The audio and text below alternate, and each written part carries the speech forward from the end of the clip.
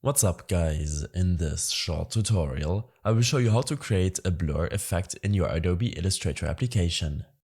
This should be quite an easy tutorial, everything you need will be listed in the description below.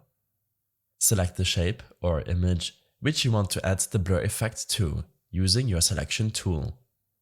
Navigate to Effect, Blur and then Gaussian Blur.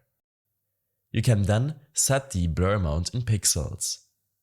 Use the preview to see what works best for you. Click on OK to apply the blur.